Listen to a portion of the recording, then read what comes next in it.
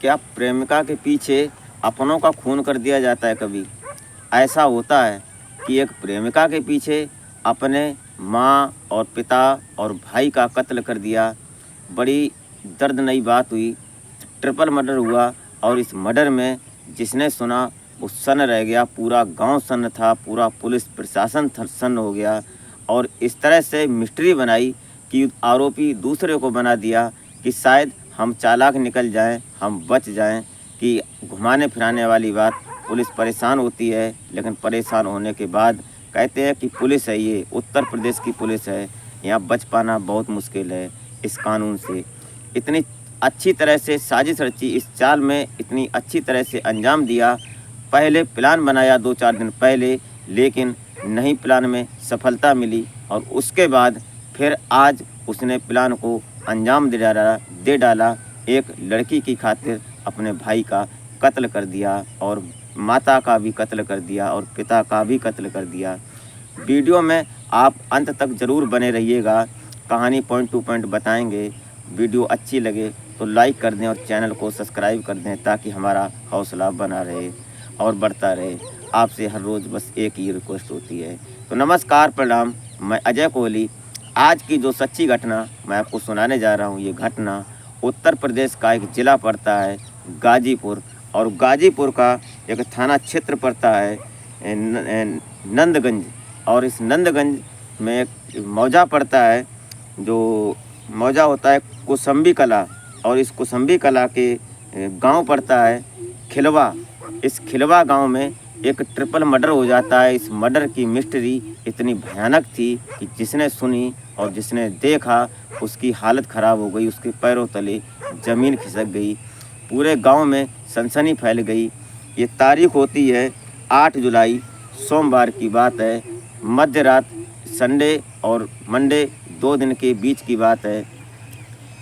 मतलब रविवार बटा सोमवार की बात है।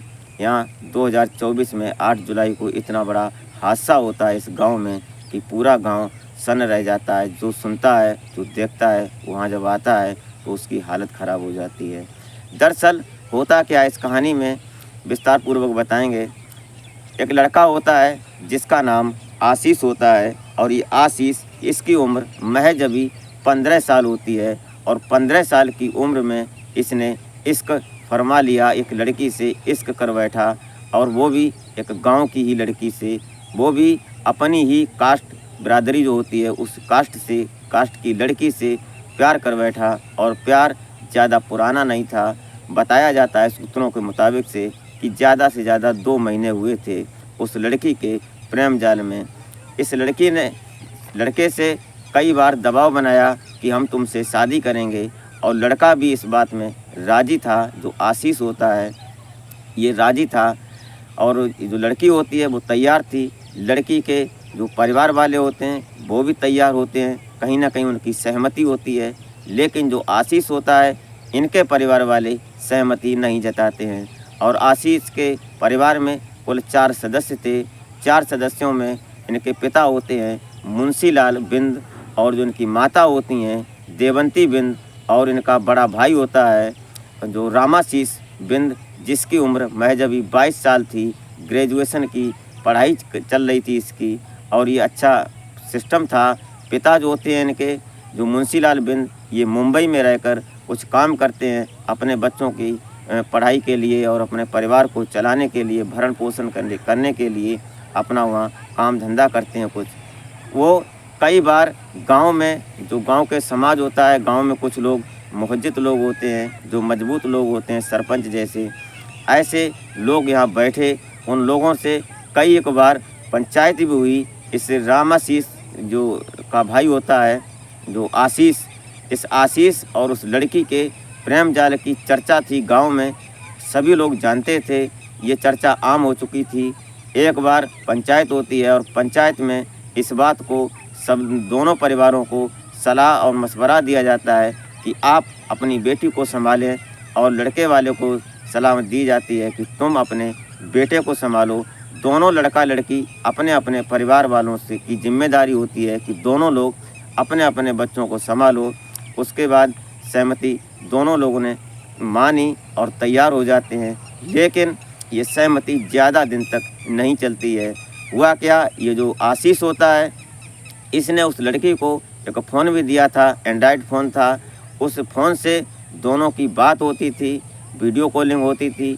ये बात से जो रामाशीष के पिता होते हैं, जो मुंबई में रहते हैं, इनकी मम्मी जो देवंती होती हैं, इन्होंने अपने पति को कई बार बताया कि आशीष मान नहीं रहा है, ये हाथ से निकलता जा रहा है। तो वो झुलझुलाए, गुस्साए, वहाँ से आए यहाँ पर।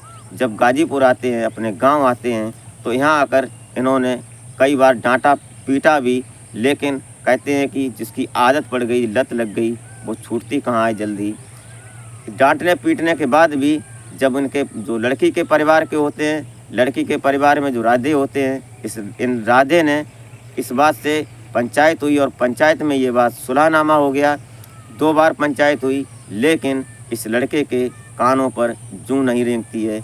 इसके बाद समझ में नहीं आती है कि हमारे पीछे हमारे परिवार का विघटन हो रहा है, हमारा परिवार हमसे दूर हो रहा है, लेकिन ये बात कतई नहीं मानता है। एक दिन ये प्लान बनाता है, 8 तारीख से पहले लगभग 2-3 दिन पहले प्लान बनाता है। गांव में किसानों के यहाँ अक्सर दाती और खुरपी होती है। उस खुरपी को इसने ले जाकर बढ़ई के पास पिटवाई और उसकी सान लगवाता है, धार लगवाता है, और धार लगवाकर ये घर लाता है। और एक दिन 2-4 दिन पहले से इसने प्लान बनाया था कि परिवार को ख़त्म कर दें, क्योंकि जो इनके पिता थे और इसका जो रामाशीष बड़ा भाई था, वो इसके प्यार में रोड़ा बन रहा था। तो सर्वप्रथम इसकी मुश्किल अपने भाई से थी, तो भाई को मारने का प्लान बनाता है, लेकिन डर जाता है और इसका प्लान सफल नहीं हो पाता है। फिर प्लान को कैंसिल कर देता है।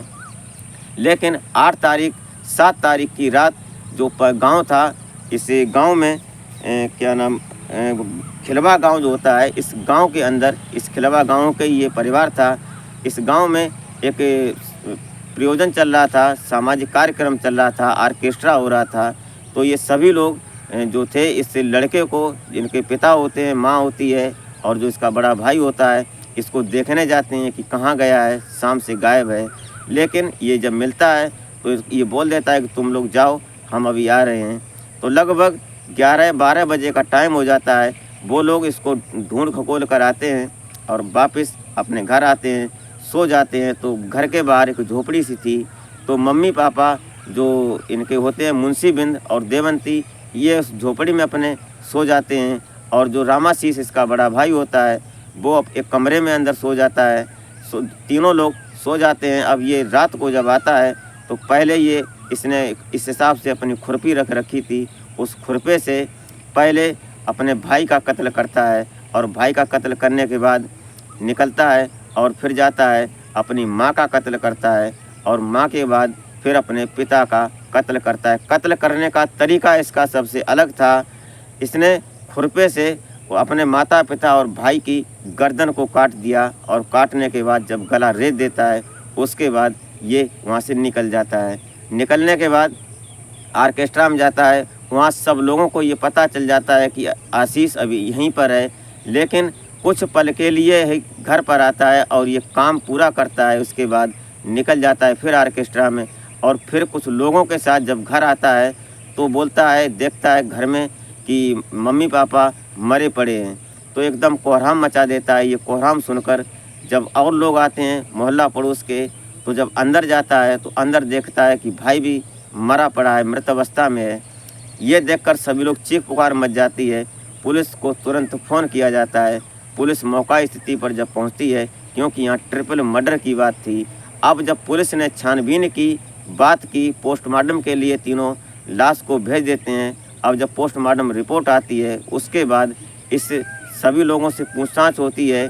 जो लड़का ये आशीष होता है, सिर्फ यही बचा था।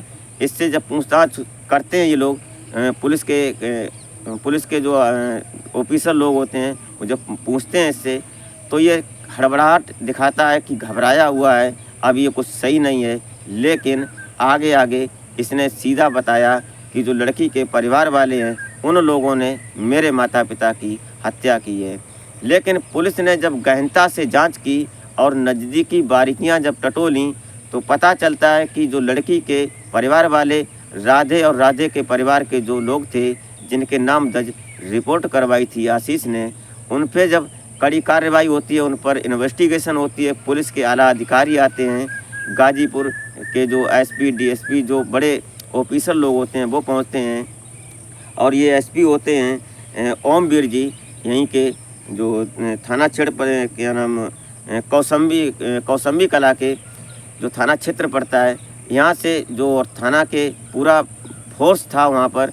लेकिन जब गहनता से जांच होती है और इस आशीष से जब ढंग से पूछताछ होती है, तो ये कहीं ना कहीं कबूल देता है और तोते की तरह बोलने लगता है कि हमने ही कत्ल किया अपने माता पिता और भाई का। क्यों कि जब पुलिस वालों ने पूछा कि क्यों कत्ल किया, तो ये बोलता है कि हमारे प्यार में रोड़ा बन रहे थे।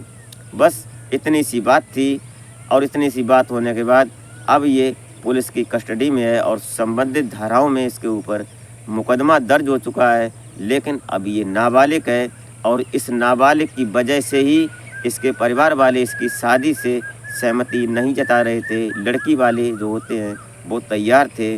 इनके जो पिता होते हैं रामाशीष के, मुंशी लाल, वो यही कह रहे थे कि अब ये नाबालिग है, अभी इसकी शादी सही नहीं है, कानूनन गलत है। लेकिन इसने अपने माता पिता को ही ख़त्म कर दिया, जिन्होंने अपने कंधे पर बैठाकर इसको दुनिया दिखाने के ख्वाब देखे थे।